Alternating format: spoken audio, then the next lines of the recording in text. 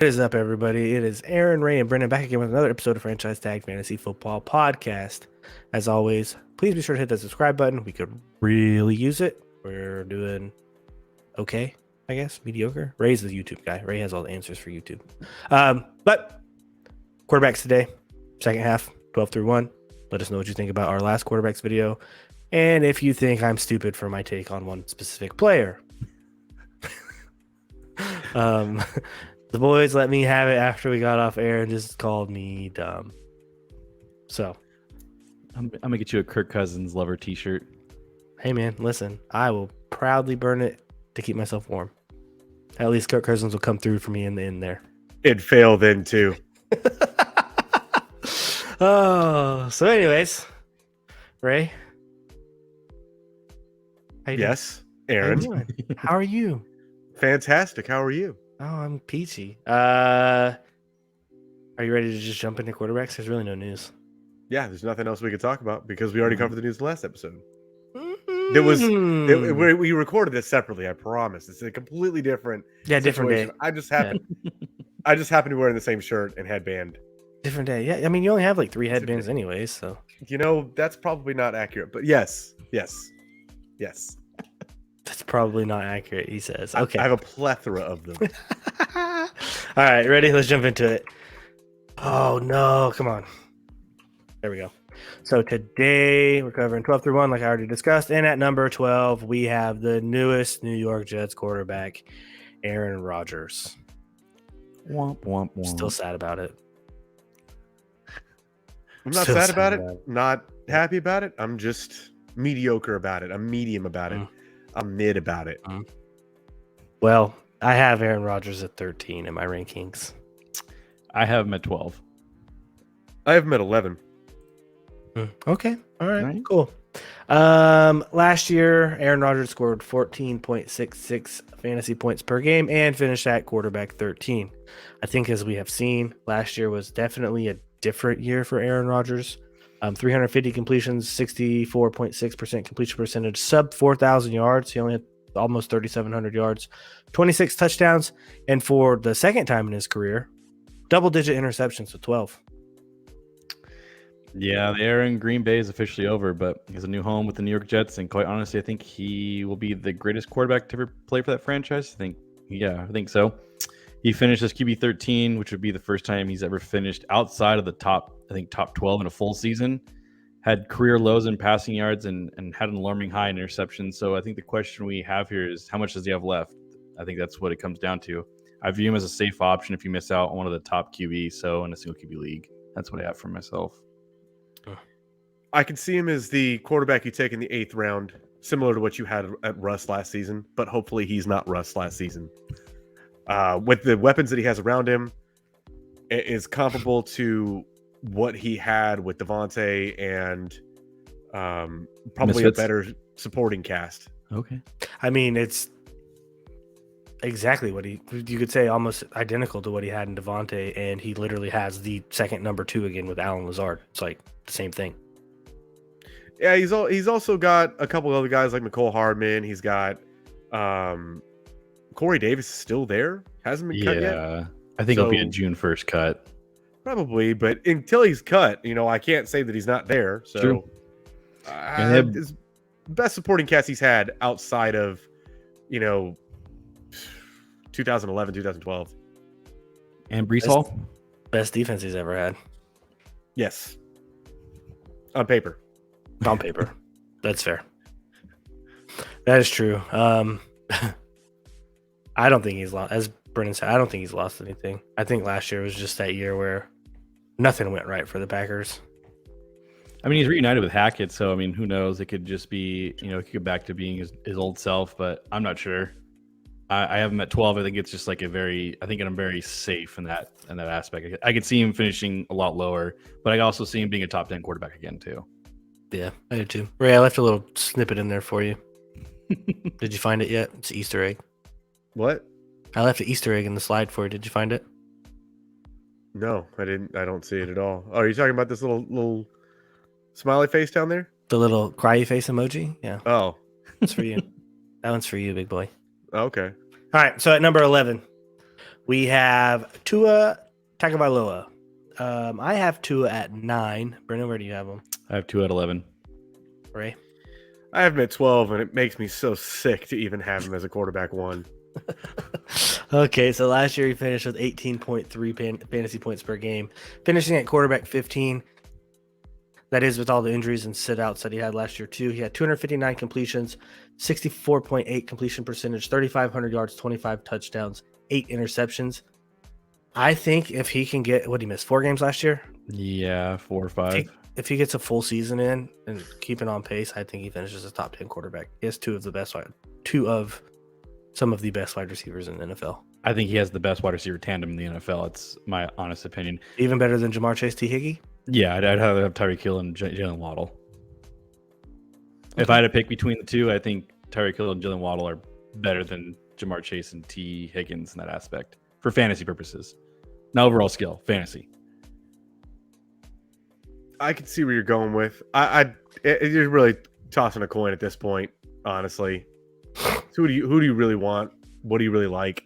I would really like to see Jamar Chase and Jalen Waddle, same team. I'd really like to see. I think our concern with Tua, though, is his health. He's apparently taken some classes this offseason to help him learn how to fall better and to not absorb the blow to the head. But if he gets another concussion this upcoming season, it's going to put the Dolphins in a really tight spot. So, like, I think it's why we're all a little weary too, because like when he plays, he's QB1. It's no doubt. When as long as he doesn't have to throw the ball more than 48 yards. He can dink his dunk way still to be a QB1, so it doesn't matter. No, it's perfectly fine. It's so piss poor to know that like he has such a dynamic offense that's hindered by his own physical ability. Oh my goodness. that's what's so piss poor about it. Oh, the slander is unreal. Oh, it's not slander. He is honest to God truth. One of the most awful quarterbacks in the NFL. I don't go that far. I don't go that far. He is. He's awful. And the fact he's very accurate. He's a very accurate quarterback. So regardless what of what part of last season did we see that was accurate? What part of it was? His completion percentage? No. Because we had multiple games where we were talking about, we're like, what are you throwing at? What are you looking at? Was it after his second concussion? Because I mean, you can make that call. I mean, he looked bad in that Christmas game, sure, because it just looked like he looked lost. But he looked lost the whole season. He's not a good quarterback. I'm in the middle of both y'all. I do think he is a good quarterback, but on the same sense, I'm on Ray's team of like, dude has no arm. The most dynamic offense that's ever existed in the NFL. That's just like the slander. The slander is just so like let me give you some stats here from the 2022 season. You ready for what he finished? You can hold QB2. Okay. Before you say stats, before you say that, know that I watched a lot of Dolphins games and I watched him actually play. His stats can say one thing, but I saw the man play. It was awful. Oh, man. Awful. And you were getting mad at me. You were telling me I can quote stats last episode. Me? No, Brennan. Quote him. Let's go. But go ahead, please. Go. So continue. Against Baltimore, he was QB2. He had 54 points in that game. So then Detroit, obviously the concussion in Cincinnati, came back, played Pittsburgh, was QB11. But then Detroit, QB1, QB4 against Chicago, Cleveland, QB3, and then obviously after the bye, the whole concussion thing in Houston, and then he just fell off. But when he's not concussed, you know what I heard from Baltimore, Chicago, Detroit, and what other team did you say? Cleveland. The Browns. Bottom third defenses. That's all I heard. Very, very low defenses. In fact, what you just said was the number 32 defense, the number 31 defense, the number 26 defense, and the number 28 defense. That's what you said. Time out. Tua is Brennan's Kirk cousin. I just realized it. It's not. Because Kirk Cousins can actually. I'll make it if you want to. I bet Tua has better fantasy season than Kirk Cousins. No, I'm in total agreement with you because I have him ranked higher than Kirk Cousins. Just want to make sure we're all on the same page. I'm just saying your argument. I am never going to slander Tua. Tua's a very your argument in this one was my argument for Kirk Cousins, and I got chastised for it. How do you get chastised? It's just because you defended Kirk Cousins. But I will Would say, you rather defend Kirk Cousins or Tua, Ray? Ray says put him in a barrel and roll him down a hill. Fantasy only, I'm going to defend Tua because of the fact that his offense will keep him alive. Crazy. It's a fantasy football podcast. I'll take it. That's tough. That makes me want to throw up. All right, number 10. We don't know if we're ever going to see this again from this guy because we don't know what he has, but it is DeSean Watson, Cleveland Browns quarterback. He only played 5 games last year. Yeah, 5. Right? Yeah, I think so. That sounds right. So I do have him at 10. I have him at 10 as well. I have him at 10 as well. This is the second time. That's crazy. Anyways, he finished with 15.1 fantasy points last year. Finished at QB 35. Only threw the ball 170 times, but completed 99 of them for 58% completion percentage, 1,100 yards, 7 touchdowns, 5 interceptions. Honestly, we'll see if he has it. That's the only thing I'm really going to say. Yeah, there's no other way to put it. He looked awful last year, and not playing for almost 2 seasons clearly showed. A lot of people, including us here, have him high because we know that the ceiling is a top 5 quarterback. So the Browns heavily invested in him. Stefanski basically came out and said, "You're going to give him the ball, put it in his hands, and we want him to throw as much as possible." So I think we all are banking on him to basically return back to somewhat of the same form he was with the Houston Texans. Yeah, I can see the actual path there, and he's got a good receiving core around him. He's got a running game behind him. He's got everything there that he needs to have to be successful. I think that what we saw was a lot of rust last season. You don't play too, honestly. You don't play for 2 years. That's tough. But on the opposite side of that, we haven't ever seen somebody come back from a 2-year stint of not being in the NFL outside of Ricky Williams that was productive. Name one. There really wasn't. Michael Vick. Yeah, I guess That's 2. Mm-hmm. It's weird because this year you're going to see if DeSean can do it and Calvin Ridley can do it. Both of them. True. So. But the track record is there. Like if you miss time, it's hard to come back. Yeah. Oh yeah, look at Josh Gordon. Yeah, that's so tough. I know. I mean, he couldn't get his act together for a while, but when he came back, it was a little bit of weed is just so harmful. Dude, if he played in like today's era, where like instead of like 2013, where it's not frowned upon now, he would. Could you imagine? Dude was an animal. Anyways, off track again once again, but hey, we're talking about Brown. At number 9, anything else for DeSean? Nah. All right. At number 9, we have Dallas Cowboys quarterback Dak Prescott, who I have at 11. I have at 9. I have him at 9 as well. Okay. He finished last year with 17.8 fantasy points at QB 18, 261 completions on 394 attempts, 66% completion percentage, 2,800 yards, almost 2,900 yards, 23 touchdowns, 15 interceptions. I have him so low. Sorry to cut you off, Brendan. I have him so low strictly because if Mike McCarthy's taking over play calling, I've witnessed that for a while. Fair. And I think so. He nearly put up 3,000 yards, and that's after breaking his thumb week 1 and then not playing till week 7. Just shows the kind of quarterback he is. But also the downside of him was that he tied the league in picks at the same time. His biggest issue was that his receivers couldn't get separation. I think they were like one of the worst in the leagues, but they added Brandon Cooks, who's great in separation. He lost Dalton Schultz, which was, I believe, his safety blanket. But again, the biggest wild card can come down to if Mike McCarthy can be a good play caller. And you guys have more experience knowing that, so that's your guys' call. So Ray has him at 9, so obviously he's got to feel somewhat comfortable. You are more on the, I'm not sure about this. I'm more on the I'm not necessarily sure about this because I think Mike McCarthy, if it's the old Mike McCarthy that we remember from Green Bay, they're going to be a negative game script, so they're going to have to throw. And that's where it keeps him in the top 12 for me because, when they can run the ball, when they play weak interior defenses and can get away with running the football, I don't know what their schedule looks like as far as just front 7. But I know they play Philadelphia twice. I know they played the Giants twice. Commanders, they're not really much of anything at this point in time, but that's out of their schedule. That's already 4 tough games for them. But they're not just going to be able to just run the football and be all willy-nilly with whatever they want. That's probably why I have him ranked higher than what I would like. Because we've been said before the show, I think I have Dak ranked too high. And thinking about it more and more, I'm like, okay, so they're not going to be able to pound the rock 30 times a game. They can't. Tony Pollard's going to miss part of the beginning half of the season too. So why is that? From his injury last year. I think he's broken foot. He's fine. Oh, he's good now? He's on pace he's good now. Yeah. I think that they're going to have to throw a lot more. And especially with Tony Pollard being back there. I know that the consensus, the word on the street is that he's too small to play running back in the NFL, like as a bell cow running back. I don't buy that for a second. But I do think that they're going to have to limit his touches. He's not a guy that can touch the ball 30 times a game. That's not him.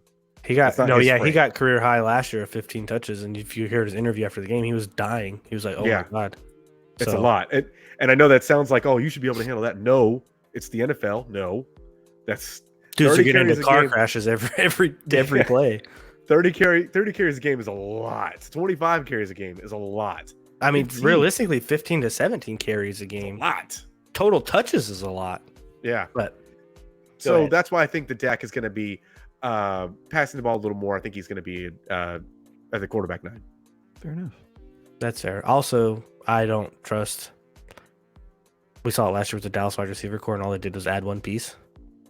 I mean, Brandon Cooks is a pretty significant piece. He's been a very solid 1,000-yard receiver for how many years in a row? Quite a bit. I don't think he quite made. I don't think did he make it last year? I don't think he made it. No, he sat out a lot of games. So no. Yeah. So, but yes, he is a very competent receiver. But it's one of those things where he's a little bit older now too. So you still hope that he has it. Yeah. You know what I mean? Yeah. So what is it? He was the first round pick, and every team just gets rid of him. He's just traded. It's crazy. Saints, Patriots, Rams. Yeah, he bounced around a lot. Yep. All right. So at number 8, I feel like this will always be Ray's little sweetheart, but we have Justin Herbert at number 8. I have Herbert at 8. Yep. I have Herbert at 8. I have him at 7. I have him at 8. Okay. He finished last year, which personally was a down year. He finished with 17.07 points per game, finished at quarterback 11, 477 completions, 68% completion percentage, 4,700 yards, 25 touchdowns, 10 interceptions. I traded for him last year. It didn't feel good. It wasn't what we're used to seeing. Yeah, I think outside of Wilson, Herbert was probably a big letdown as to where you drafted him last season. I mean, week 2, he suffered that fractured rib cartilage, and he just wasn't the same. He looked just so out of place last season. He also didn't get much out of his receivers since they were also injured and missed an amount of time. He really relied upon Eckler to be his go-to guy. Now it's a new year. They're going to they spent their first round pick on a raw wide receiver in Quentin Johnson, who could be a factor sooner than later, but it all depends on the health of the wide receiver room in LA. Yeah, I think that we got Herbert ranked a little low, I think. But like Aaron said, I'm kind of a Herbert homer. Little Sherbert lover, as you could say. Sherbet. A little Sherbet. But you got to think, he didn't have anybody healthy. He was sort of nobody for, God, felt like forever. Josh Palmer was wide receiver 1. Yeah. His offensive line was beat up. Everyone was hurt on the Chargers. Now, that's kind of been like the historic thing with the Chargers, honestly. They've both sides of the ball. It's crazy. Yeah. Yeah. I don't know what they got in the water out here in LA. I don't know. But if the whole offense is healthy, his ceiling is definitely quarterback 2, quarterback 1. Like, that's his ceiling. If everybody stays healthy. But that's the gigantic if that's probably not going to be there because Mike Williams is going to miss some time. Keenan's going to miss some time. That offensive line is going to miss some time. It's going to happen. So I think 8 feels right. All right, I agree. Anything else? No, I think we all expect him to bounce back. So yeah, I agree. So at number 7, we have Trevor Lawrence, my Jacksonville Jaguars quarterback. I have Trevor at 7. I have Trevor at 7. Or sorry, I have him at 8. I have him at 8. My apologies. I got him at quarterback 5. Oh, that's hot. No, it's not that spicy. 2022, he finished with 17.86 fantasy points per game and finished at quarterback 8, 387 completions, 66% completion percentage, 4,100 yards, 25 touchdowns, 8 interceptions. It went from the clown show with Urban Meyer, where everyone just thought Trevor Lawrence was just nothing, and now he's possibly the worst coach in NFL history to just a competent head coach is a night and day difference. And crazy. Yeah. He made all of his receiving options viable options fantasy last season. I mean, he made Ingram, who looked to be like a one and done kind of guy from the Giants, to be one of his favorite targets last year. The Jags are smart. They got Calvin Ridley last year to boost his offense. It obviously shows when you get an elite wide receiver. I mean, if he still is an elite wide receiver, it's just going to help him out. My only downside with them is that they lost their left tackle in free agency. They drafted a new one in the first round, but there's also a living suspension with Cam Robinson, their left tackle. Yeah, well, But this is Ray's guy, apparently, so. Yeah, so the reason I have him so high, I have him at 5. He's my candidate right now to be the MVP of next season. My flag is planted. I'm here. Oh my God, you just did it. His offense is so much more well-rounded right now than it was last season. And look at the giant step that he took without that well-rounded offense. He had kind of a hodgepodge in the backfield until they figured it out with Travis Etienne. They didn't have a real number one except for Christian Kirk. And they had to kind of figure things out with Evan Ingram. One more year in the system, a little more talent in the offense, a more stable backfield with Tank Bigsby back there and Travis Etienne. I think the ceiling is there. That the ceiling is there in front of you. It's there. Why did you have to say the letters MVP? I'm okay with it, Aaron. I'm not afraid of those things, Aaron. Do you remember the year you said that stuff about AJ Brown and wide receiver 1? You're cursed, bro. It's okay. Cursed. So if you were to put just for he's plus 1,400 odds as MVP, so you make some pretty good money if you go to bet on it. I'd put $100 down on that. Oh yeah, because he's definitely got the intangibles. He's got the offense around him. He's got what you saw as a progression in his own career. It all correlates to him having a great season this season. Yep.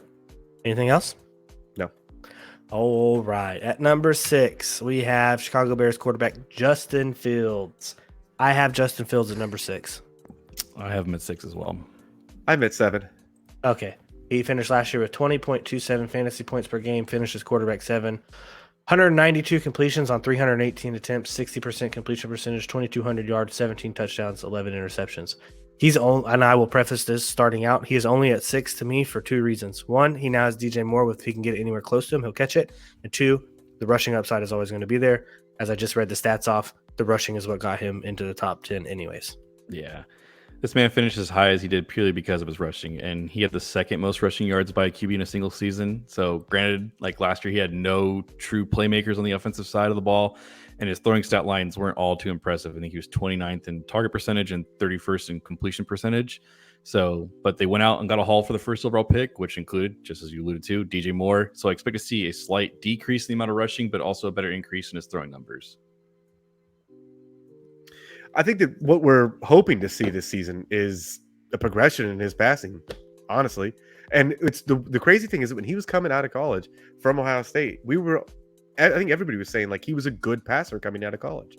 That was his, a good selling point for him. He's accurate. Yeah, he was very accurate in college, but it's hard when the NFL's different. Life. He was also, under a horrible coaching staff. He was misused throughout all the way up to week 6 of last season. So maybe there's a progression here, and hopefully there is. And you got to also think that he wasn't throwing to anybody last season. Darnell Mooney was hurt. Chase Claypool's been a bust since he came in the NFL, except for one game. It's been, a hodgepodge of people out there too. Yeah. All right, number 5, Joe Burrow. I had to put the snow picture in here for Joe Burr. So shiesty. Yep, I have Joe Burrow at 5. That's where I have him ranked. I have him at 5 as well. I have him at 4. Okay, so 2022, he finished with 21.53 fantasy points per game, finished as quarterback 4, 414 completions, 68% completion percentage, almost 4,500 yards passing, 35 touchdowns, 12 interceptions. Made it to the AFC Championship game, which that game was a good one as well. Again, basically, he's a dude. He's a dog. He's that guy. I mean, he's one of the best quarterbacks in the league, and it shows. He has one of the best wide receiver tandems in the league, and he plans on keeping them around because he wants to take a QB-friendly deal. He had a career high in touchdowns on the ground, or actually in throwing, and then he had 5 more on the ground. So he had 40 touchdowns in total. I mean, I like this guy. This guy, he backs up his talk. That's why I like him. He's what Baker Mayfield wishes he could be. Yep, I agree. I 100% agree. I mean, he's so much fun to watch. Yeah, I love Joe Burrow, and that offense is going to be so much fun to watch. And if it wasn't for my love for Trevor Lawrence, I would say Joe Burrow is probably in line to win an MVP this season.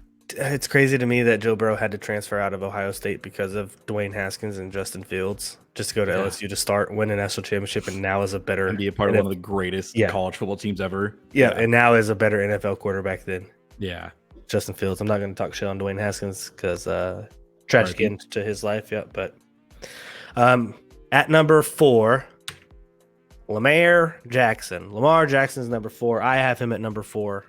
I have him at 4 as well. I'm at 6. Okay. Last year he finished with 20.17 fantasy points per game. Finished as quarterback 14. You did also see last year too, though, where on some of the hits and stuff, he kind of was like, nah, I'm not going to do this. So I think that's due to contract issues, but that's just me. 203 completions, 62% completion percentage, 2,200 yards, 17 touchdowns, 7 interceptions. Lamar has thrown for over 400 passing attempts one time in his career, and it was like 401. If Lamar can get to 500 passing attempts, Lamar will be a 4,500 yard passer.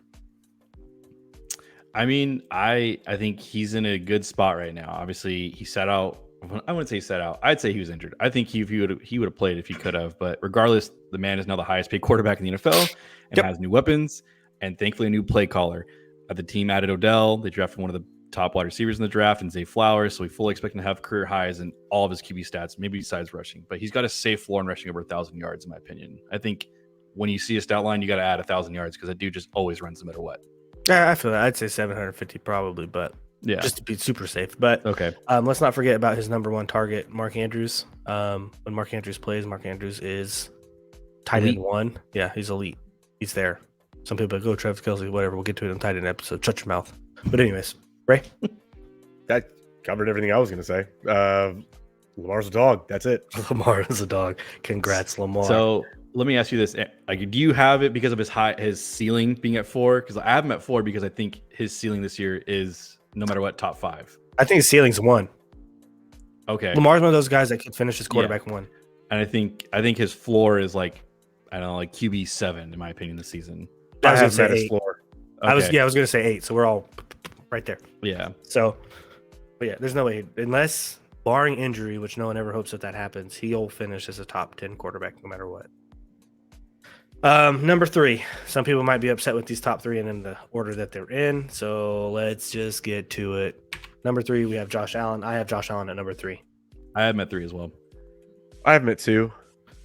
All right. Josh Allen finished with 24.07 fantasy points per game last year and finished as quarterback 2. 359 completions on 567 attempts, 63% completion percentage, basically 4,300 yards, 35 touchdowns, 14 interceptions. He fell short of just being a 3P of the best fantasy quarterback despite playing with an elbow injury. And Allen is the only quarterback in NFL history with multiple seasons of 500 passing attempts and 100 rushing attempts.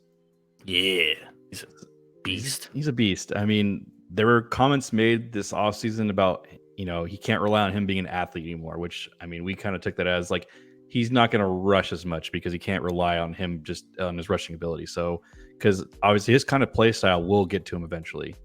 Mm-hmm. If the Bills could find a competent number 2 to go besides Stephon Diggs, they could be like the Bengals or the Dolphins or... They got him, Aaron. They got him. His name is Khalil Shakir. They just got to give him a chance. No, they got Dalton Kincaid, though. As soon as Dalton Kincaid takes over his slot role, yeah, he'll be real upset. They got Dalton Kincaid. I think that was the best landing spot for him. And boy, does that kind of like just throw water on whatever fire you had for Dalton Knox. That's just doused that completely. But, I mean, maybe Dalton Kincaid comes in and he is that number 2. And that's what that offense needed. I still think they need a more competent running game. I think they should go sign Kareem Hunt. But that's just how I see it. I think that they should have drafted Javonte Williams 2 years ago. Let me ask you guys, do you have them winning the AFC East, the Bills? No. Is that a question mark? I'm asking you guys, do you guys have them winning it? No, I have them coming in second. Okay. I could see a world where they finish third in that division. I do too. I could see it too. I could see it go either Miami or New York, 1 and 2, and they're 3. Mm-hmm. Yep. I have the Jets winning that division. I have the Dolphins. It's Tua. Tua plays a full season, they win that division. Oh man. God. All right. So Elite yeah. Defense. We'll get into that in our divisional breakdowns. So at number 2, oh man, people are gonna be so mad. Number 2, we have Patrick Mahomes. All right. I use the coolest picture possibly known to man of where he hits a dude in the face mask and he doesn't catch it after he throws his That made me football. so sad. I have Patrick Mahomes at number 2. I have him at 2 as well. I'm at 1. Okay, here we For go. everybody listening, I have him at 1. So 2022 fantasy points per game, 25.2 fantasy points per game. He did finish his QB1 last year. 648 passing attempts, 435 completions, 67% completion percentage, 5,250 yards, 41 touchdowns, 12 interceptions. All right, I'll start this here. Patrick Mahomes is the best quarterback in the league. There's no doubt about it. We're talking fantasy, so obviously there's other guy ahead of him. There's nothing else to say about this man. He's quite literally the best quarterback we will ever watch play this game. He could have plumbers out there as a receiving corps, and he'll make it work. He was the MVP last year. Did you say plumbers? Oh yeah, he could totally make it happen out there. The dude's a magician out there. It's crazy. It's stupid. Watching him play is just ridiculous. He is my favorite quarterback to watch. It pained me to put him at 2. I'm in agreement with you where he is the best quarterback in the NFL, hands down, no questions asked. Has been for a while. Yes. But as you said, fantasy purposes. So Ray, you can be upset now. I'm not mad. I mean, you guys, I know why. Because I can see it. And obviously, if you're watching the whole show, you know who's number 1. But I'll be the one to say it. You know, Patrick Mahomes is the greatest quarterback that's ever existed, and that's it. Yeah, and you can say I'm in agreement. Accolades wise, not, but talent wise, there has never been somebody that can do the things he can do. He's on pace. He's on pace to beat it accolades wise. If we're talking about the same other person that I think you're talking about as far as accolades go. Yeah, I think the craziest. Keep going, Ray. The craziest thing is that he could retire today and make the Hall of Fame. In 4 years, he'd have a gold jacket. Yep. Yeah, absolutely. Yeah. I don't think there's any doubt about it. None. Wow. Yeah. So we also love Patrick Mahomes clearly, but fantasy football purposes, we got to turn those little biases aside sometimes. And at number 1, we have Jalen Hurts. Jalen Hurts, I have him at 1. I'm assuming you have him at 1. I have him at 1. Yes. Ray, you have him at 3. Yeah, I have been 3. Okay. Dang, that's good quick math. In 2022, he finished 25.54 fantasy points per game and finished at QB3. He had 460 passing attempts, 306 completions, 66.5% completion percentage, 3,700 yards, 22 touchdowns, 6 interceptions. Yeah, and then I don't know what's his rushing stats. It was 165 attempts for 760 yards, and then I think 13 touchdowns on the ground. Okay, Yeah. So let's say just for shits and giggles, we take 6 of those rushing touchdowns away and give him 10 more passing touchdowns. Yeah. Probably finish in the same spot. To be fair, had he not got injured week 13 or whatever it was, he would have been the MVP this season. He would have taken it from Mahomes. Yeah, when he got injured, it made me lose the championship game. Yeah, you would have lost, and a lot of people lost their championships because he got hurt, which is unfortunate. But this guy also has one of the best wide receiver tandems in the league. He clearly can support both of them being wide receiver 1s, and the Eagles just only got better this draft, which is crazy. Their offensive line is amazing. Yeah, like the dude's immaculate.